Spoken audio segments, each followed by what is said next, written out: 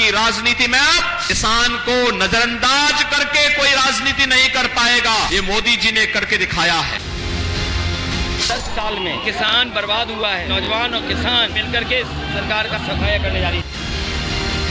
जो लोग चुनावी अभियान में सक्रिय नहीं है, वो वोट ही नहीं मांग पा रहे इफेक्टिव तरीके से, उनको वोट क्यों मिले? किसान है, मजदूर है, गरीब, ये उनका चुनाव है, क्योंकि मैं उनके जैसा हूँ। जो नारा दादी ने दिया वही आज तोती की तरह पोता भी वही रट रगाई बैठा हुआ है। अरे हारने वाला पहलवान क्या नहीं करता, ये हारने वाले लोग हैं जो हार चुके हैं।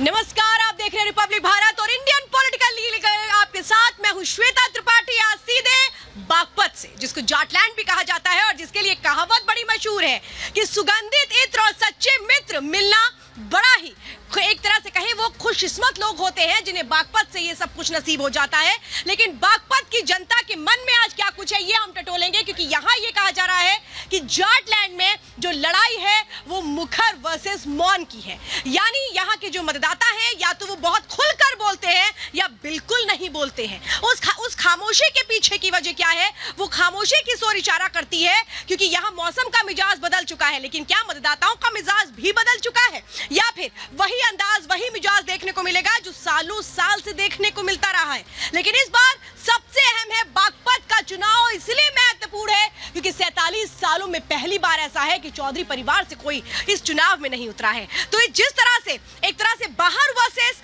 अंदर की लड़ाई यहाँ पर देखने को मिलती है, अहम मुद्दे हैं, लेकिन जनता जनार्दन के बीच वो अहम मुद्दे कितने महत्वपूर्ण हैं, गठबंधन को वो किस तरह से देखते हैं, नए साथियों के साथ मेल मिलाप को वो किस तरह से देखते हैं, ये तमाम बातें आज हम समझेंगे सीधे बागपत से। क्योंकि बागपत से आज खास मेहमानों का पैनल भी हमारे साथ जब जुड़ेगा तो ये समझेंगे कि आखिर विकास की वो बयार जो अब तक बही है और आगे बहने वाली है उसके क्या मायने हैं। हमारे साथ विश्वास चौधरी जी आरएलडी से इस वक्त जुड़े हुए हैं, जोरदार तालियों से स्वागत करिए, बहुत बहुत स्वागत है आपका। हमारे साथ इस वक्त मुकेश उपाध्याय जी बीएसपी से जुड़े, आपका भी जोरदार तालियों से स्वागत कीजिए। गोविंद चौधरी जी हमारे साथ बीजेपी से जुड़े हुए, बहुत बहुत स्वागत है, जोरदार तालियों से स्वागत कीजिए। हमारे साथ नागेंद्र सिंह जी हैं समाजवादी पार्टी से, और इस वक्त हमारे साथ कई और सामाजिक कार्यकर्ता भी जुड़ेंगे, साधना जी भी हमारे साथ जुड़ चुके हैं, आप सबका बहुत बहुत स्वागत है। लेकिन समीकरण क्या रहे हैं बागपत के, जरा वो भी मैं आज बता देती हूँ, क्योंकि यहाँ ये समझिए कि किसी को कभी पसंद किया गया तो किसी का साथ कभी छोड़ दिया गया, यानी हर बार किसी को भी मौका नहीं दिया गया। यानी यहाँ की जो जनता है वो कहती है कि अगर काम करोगे तो फिर हमारा साथ आपको हमेशा मिलेगा, लेकिन अगर काम में पीछे रह जाओगे तो हम भी पीछे रह जाएंगे। लेकिन आज सियासत कैसे रही है जरा समझिए। लंबे वक्त तक ये सीट किसी का भी साथ नहीं निभाती, ये कहा जाता है। चौधरी चरण सिंह के बेटे और पोते को जिताया तो हराया भी इसी बागपत ने। 1962 से जरा आपको बताते हैं कि कब कब कैसे कैसे कौन जीता कौन हारा। कृष्णचंद्र शर्मा जो कांग्रेस से हारे 1962 में जीते थे, और हारे कौन थे? निर्दलीय रघुबीर सिंह शास्त्री। 1967 में रघुबीर सिंह शास्त्री निर्दलीय थे लेकिन जीते थे, यानी पिछला चुनाव हारे, इस बार जीत गए। तो वहीं कांग्रेस के कृष्णचंद्र शर्मा हार गए थे। अब देखिए कितना दिलचस्प है, 1971 आते आने यानी अगले 5 सालों में जिसको हराया बागपत ने, यानी उसी को जिता दिया। कांग्रेस के रामचंद्र विकल को यहाँ से जीत मिली, तो 1977 में चौधरी चरण सिंह को जीत मिली, लेकिन हारे रामचंद्र विकल जिनको पिछले चुनाव में जीत हासिल हुई थी। लेकिन यहाँ के समीकरण कहते क्या? योगी आदित्यनाथ जब आज यहाँ पहुंचे तो उन्होंने कहा कि अन्नदाता का सबसे ज्यादा ख्याल अगर किसी ने रखा तो वो सिर्फ और सिर्फ बीजेपी है। कांग्रेस तालिबानी शासन लाना चाहती है तो समाजवादी पार्टी ने कैसे किसानों की अनदेखी की। तमाम वो बातें हैं जो आज योगी आदित्यनाथ ने भी कही हैं। तमाम बातों से आज जुड़ी हुई वो कहानियां हम समझेंगे जो बागपत से निकलकर सामने आती है। लेकिन शुरुआत इस रिपोर्ट के साथ।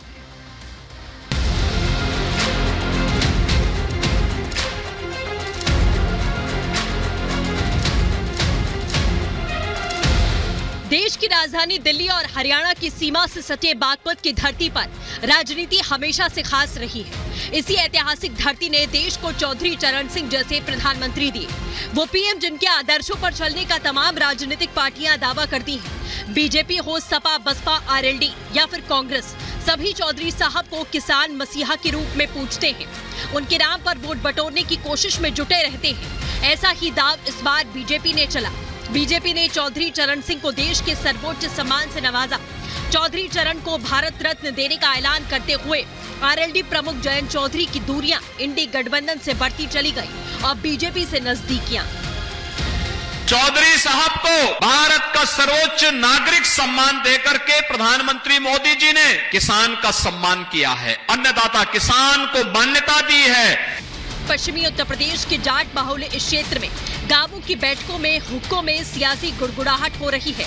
गठबंधन की धमक दिखाने के अरमान अंगड़ाई ले रहे हैं और इसी बीच मिशन 80 का टारगेट लिए राज्य के मुख्यमंत्री योगी आदित्यनाथ लगातार चुनाव प्रचार में जुटे हैं। बागपत लोकसभा सीट से एनडीए प्रत्याशी राजकुमार सांगवान के लिए जनता से वोट की अपील कर रहे हैं। योगी ने आज बागपत की धरती से हुंकार भरी और कांग्रेस के घोषणा पत्र पर सवाल उठाए। जो नारा दादी ने दिया वही आज तोती की तरह पोता भी वही रट रगाई बैठा हुआ है। गरीबी हटाएंगे। अरे कब गरीबी हटाएंगे? 65 वर्षों तक शासन करने का अवसर मिला, तब तो कुछ नहीं कर पाए।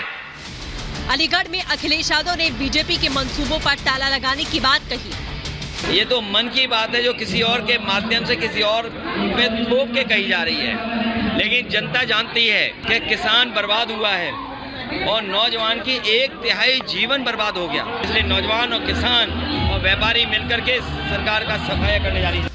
गन्ने और गुड़ के मिठास से भरा ये क्षेत्र चौधरी चरण सिंह की कर्मभूमि रही है। इसीलिए आरएलडी ने चौधरी परिवार के सबसे भरोसेमंद प्रत्याशी पर दांव लगाया है। आरएलडी बीजेपी प्रत्याशी राजकुमार सांगवान को जाटों में बिखराव नहीं होने की उम्मीद है, तो इंडी गठबंधन के प्रत्याशी अमरपाल शर्मा की ब्राह्मण बिरादरी में मजबूत पकड़ मानी जाती है। वहीं मायावती ने गुर्जर कार्ड खेलकर मुकाबले को दिलचस्प बना दिया है। बीएसपी प्रत्याशी प्रवीण बंसल भी जातीय समीकरण बिगाड़ते दिख रहे हैं। इस तरह चुनाव पूरी तरह पिछड़ों पर आकर टिकता नजर आ रहा है। बागपत में सियासत का रुख कुछ ऐसा है कि ताश के पत्तों की चालों के साथ जारी चुनाव बहस बैठकों में रखे हुक्के में सियासी गुड़गुड़ाहट पैदा कर रही है।